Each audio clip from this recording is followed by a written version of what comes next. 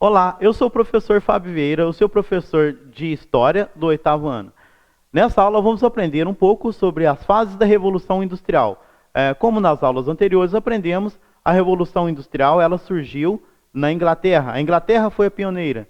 Então assim vamos recapitular o conceito da Revolução Industrial. De olho na tela.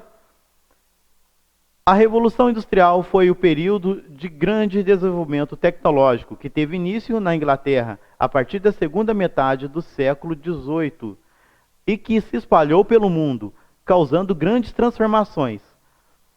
Assim, pessoal, nós vamos ter a primeira revolução. Como eu falei para vocês, e a gente viu nas aulas anteriores, a primeira revolução industrial ela surgiu na Inglaterra, quando a manufatura é substituída pelo uso de máquinas na sua produção.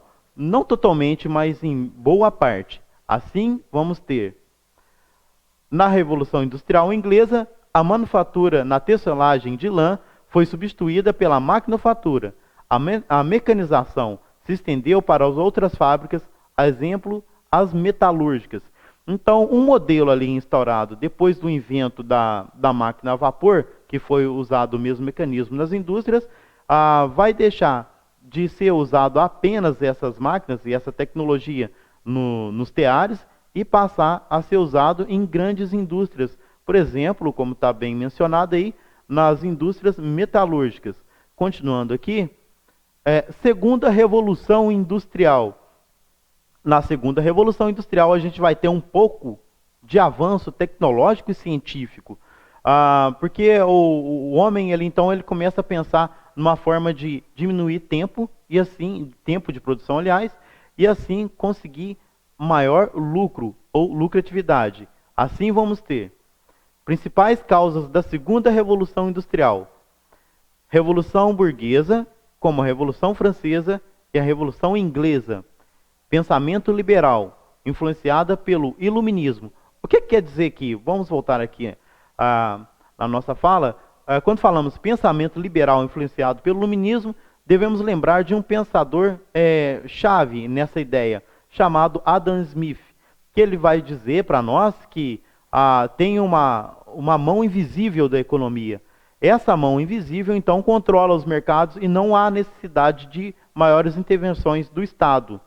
Continuando aqui no nosso slide, uma atenção aí, né? Apesar de um avanço tecnológico, teve como consequência o êxodo rural, inchaço urbano, favelização, desemprego, pobreza, violência e desvalorização da mão de obra. Por que a desvalorização da mão de obra? Porque o homem aí, o trabalho do homem aí, ele passa a ser, entre aspas, assim, mais do que um recurso humano, ou melhor, menos do que um recurso humano. Porque o que o homem aí faz dentro da fábrica, a máquina consegue fazer 3, 4 vezes mais, né? E continuando aqui, também é marcada por, olha aí na tela, aprimoramento de novas técnicas de produção, novas fontes de energia, expansão da indústria para outros países, Fordismo e Taylorismo, capitalização, multinacionais, países desenvolvidos e países subdesenvolvidos.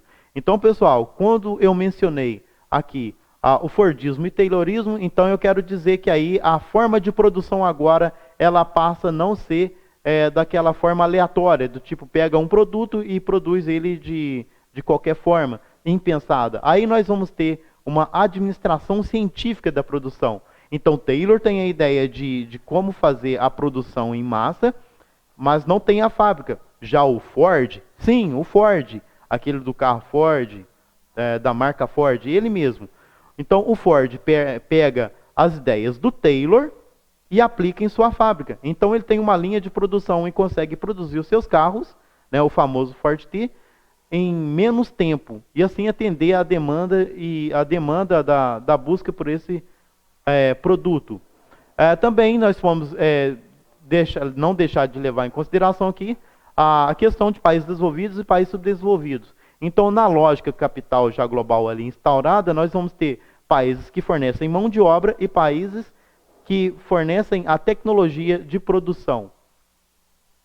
A terceira revolução da indústria, né? Então vamos ter de olho na tela, iniciou-se a partir de 1945, também é chamada de Revolução Técnico-Científica.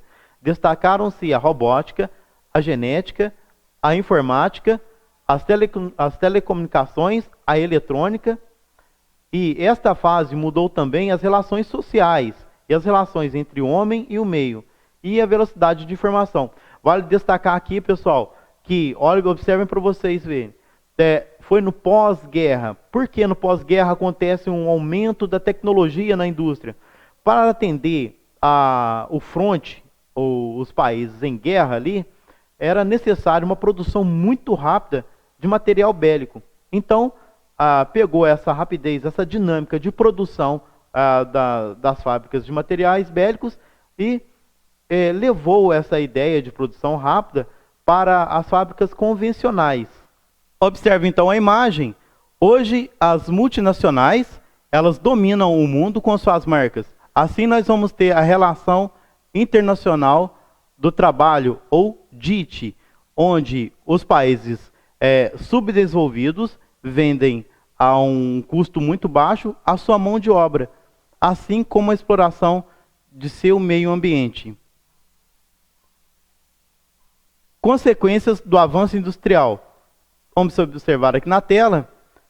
Vou deixar para vocês aí um pouco, uns 5 segundos, essa imagem na tela, para vocês refletirem.